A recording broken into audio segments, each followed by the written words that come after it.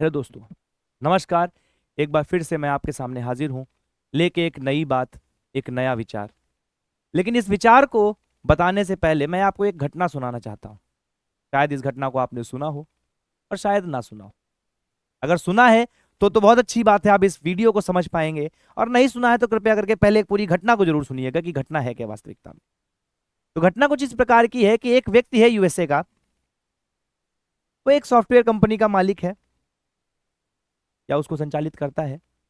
उसमें अपनी consultancy services देता है और वो शादी करता है। शादी के कुछ साल बाद उसका डिवोर्स हो जाता है, तो अपनी पहली पत्नी को छोड़ देता है, वहां से उसकी तलाक हो जाता है। हो सकता है वो व्यक्ति अच्छा ना हो सकता है उसकी पत्नी अच्छी ना हो, हम इस बारे में नहीं जानते, तो इस बारे में बोलना भी बेहतर नहीं है। परंतु असली घटना ये नहीं है, असली घटना इसके बाद की है। वह व्यक्ति कुछ सालों बाद फिर से सोचता है कि चलो हम अब शादी करते हैं दोबारा से, क्योंकि जीवन में कोई साथी होना चाहिए। भारत की एक वेबसाइट है जीवनसाथी.com, उस पर वो पंजीकरण करता है। पंजीकरण करने के बाद वो एक भारतीय महिला से मित्रता करता है। वहां पर उसकी जो है दोस्ती होती है, दोस्ती प्यार में बदलती है, प्यार से शादी होती है। और शादी के कुछ सालों बाद वो शादी भी टूटने की कगार पे आ जाती है और तलाक का मामला सामने आता है।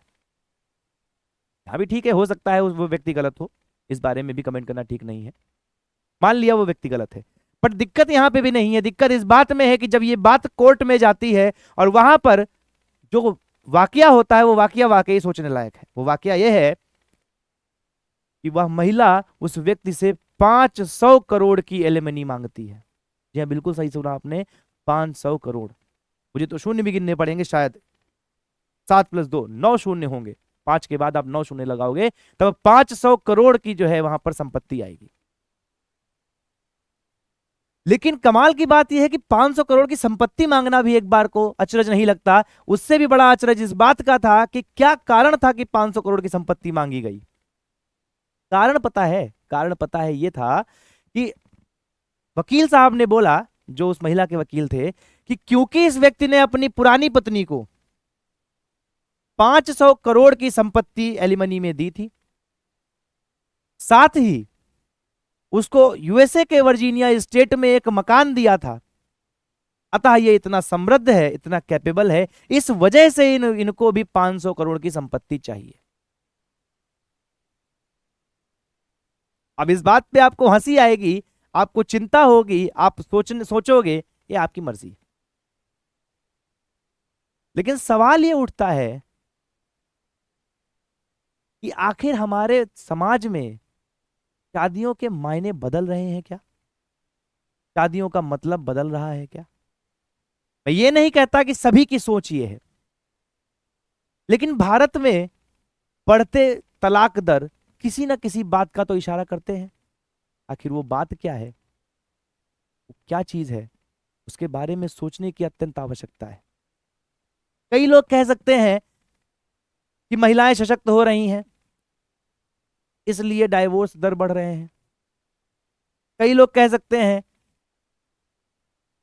कि वित्तीय स्वतंत्रता होने के कारण तलाक दर बढ़ रही है।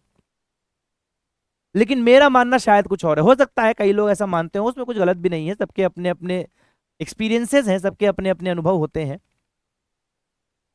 लेकिन मेरा मानना यह है कि शायद हमने शादियों में, शायद हमने रिश्तों में बहुत ज्यादा उम्मीद करना शुरू कर दिया है। इससे पहले भारत में जब शादियां हुआ करती थी तो वो उम्मीदों पर ना होकर निभाने की बात पर की जाती थी कि हम निभाएंगे। आज शादियां होती हैं एक्सपेक्टेशंस पे। शायद समस्या यही है। आज शादियां इस बात पे होती हैं कि मैं क्या करूंगा, इस बात पे नहीं कि हम क्या करेंगे। शायद समस्या इसी वजह से है कि रिश्तों में अहम की भावना आ गई। संयुक्त परिवार खत्म होने लगे, परिवारों का हस्तक्षेप नहीं रह गया शादियों में, मैं की भावना, और जो रही सही कसर है शायद वो सोशल मीडिया ने पूरी कर दी। अब आप सोचेंगे कि मैं सोशल मीडिया जबरदस्ती क्यों खींच लाया। मैं जबरदस्ती नहीं खींच के लाया। हमारे सोशल मीडिया का बहुत ज्यादा और बहुत बड़े स्तर पर योगदान है। लोग अपने विचारों को यहां पर लाते हैं और वो उन विचारों का जो प्रभाव है वो हमारी यंग जनरेशन पे पड़ता है। ये जो नया कल्चर चला है, रेड फ्लैग ग्रीन फ्लैग, आपने अक्सर देखा होगा सोशल मीडिया पर, रील्स पर, ये फलाना रेड फ्लैग है, इसने ये कर दिया तो ये आपका ग्रीन फ्लैग है। ठीक है, अलग अलग रील आती, मैंने अभी 2-3 दिन पहले एक रील देखी, ठीक है, उसमें लिखा हुआ था कि if a person matters to you, तो no matter what he is और शी इज डूइंग, ही और she will talk to you. मतलब इसका ये है कि अगर कोई व्यक्ति आपको पसंद करता है तो कोई भी परिस्थिति हो, वो कहीं पर भी हो, आपको प्राथमिकता देगा। चलो बिल्कुल सही बात है, देना भी चाहिए, लेकिन एक बात बताओ, क्या ये बात एकदम लॉजिकल है? कल को मान लीजिए कि हमारा एक सैनिक है जो हमारी सरहदों पर खड़ा हुआ है, उसके सामने से भारी गोलाबारी हो रही है, और अचानक से उसकी पत्नी का, उसकी महिला मित्र का फोन आता है, और उसकी महिला मित्र ने उसको बोल रखा है कि अगर प्राथमिकता होगी, प्रायोरिटी मैटर करती होगी, तो आप पहले हमारा फोन उठाएंगे। अब हमारे देश का जवान क्या ये करने के लिए तैयार है? क्या ये करना चाहिए कि हाँ क्योंकि प्राथमिकता मैटर करती है इसलिए हमें उसका फोन? अरे क्या बेवकूफी हुई भाई, वो आपकी रक्षा के लिए वहां खड़ा हुआ है, उसे शौक नहीं था कि -20 डिग्री में सेल्सियस में जाके जवान वहां पर ड्यूटी करे, अभी भी आप प्राथमिकता की बात करते हैं। दूसरी चीज ये कि हम रिश्तों में मैं ढूंढते हैं, आई ढूंढते हैं। हम रिश्तों में ये देखते हैं कि अगर मैं सेक्रीफाइस करता हूं तो सामने वाला क्या करता है। क्यों भाई? फिर से वही बात, हमारे देश का जवान जो सरहदों पर अपनी जान दे रहा है, जो हमारे देश के पुलिस वाले सड़कों पर 24-24 घंटे की ड्यूटी कर रहे हैं, आपकी रक्षा कर रहे हैं, क्या इस उम्मीद में कि आप उनकी रक्षा कर रहे हो, या इस उम्मीद में कि वो आपके उसके बदले आपसे कुछ मांग रहे हैं? उन्होंने अपना फर्ज समझ के ये किया है। उनके अंदर ये भावना है कि भले ही हमें देश कुछ नहीं देता, लेकिन मैं इस देश को कुछ दे के जाऊं। और इसी वजह से उनके अंदर इतनी हिम्मत है कि वो -20 डिग्री टेम्परेचर पर वहां खड़े होकर आपकी रक्षा करने के लिए तैयार है, तत्पर है।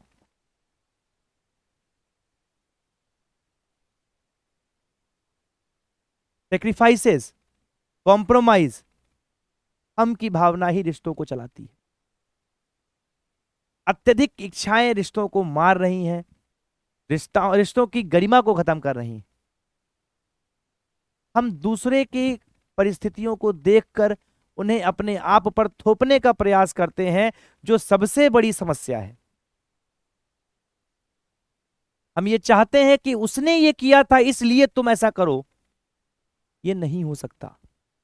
सामने वाले की परिस्थितियां, सामने वाले की सोचने का तरीका, समझने का तरीका पूर्णतया अलग है, और इस बात को हमें अपने रिश्तों में संभालने की जरूरत है, समझने की जरूरत है। तलाक होना कोई गलत बात नहीं, अगर आप गलत इंसान के साथ हो तो बिल्कुल अलग होना चाहिए। और अगर आप फाइनेंशियल रूप से, वित्तीय रूप से सुरक्षित नहीं है तो कोई दिक्कत नहीं है, ये अधिकार है आपका, आप मेंटेनेंस मांगिए, वो मिलेगा आपको। हमारा संविधान अधिकार देता है, बिल्कुल अधिकार देता है, और ये होना भी चाहिए। मैं इस बात के पक्ष में नहीं हूं कि कुछ केसेस हो गए इसलिए एलिमनी का कॉन्सेप्ट ही खत्म कर दो, नहीं खत्म करना चाहिए। हमारे देश में अभी भी मेजर महिलाएं ऐसी हैं, बहुत बड़े स्तर पर महिलाएं ऐसी हैं जिनके पास आर्थिक सुरक्षा मौजूद नहीं है, क्योंकि शायद उस टाइम पे उनकी शिक्षा को इतना महत्व नहीं दिया गया था। जब उनका समय था पढ़ने का तो उनकी शिक्षा को इतना महत्व नहीं दिया गया था। लेकिन इसका मतलब ये नहीं है कि इसको आप आधार बना लें मनुष्यों के शोषण का, पुरुषों के शोषण का। वो कहीं से बेहतर नहीं है। शायद मेरी बात से आप सहमत ना हो, बिल्कुल ऐसी बात है, आप हो सकते हैं असहमत भी हो सकते हैं। इस बारे में अपने विचार जरूर दीजिएगा, मैं आपके विचारों का स्वागत करता हूं, और मैं दिल से बताता हूं, मैं आपके विचारों को पढ़ता हूं, उनको एनालाइज करता हूं, और उसके बाद अपनी सोच में परिवर्तन करने को भी तैयार हूं।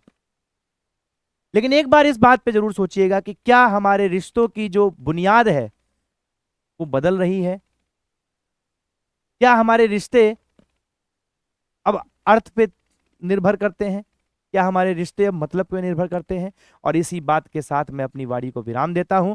आज के लिए इतना ही, हम कल फिर आएंगे एक नए विचार के साथ, एक नई सोच के साथ। तब तक नमस्कार, thank you, have a nice day and good bye.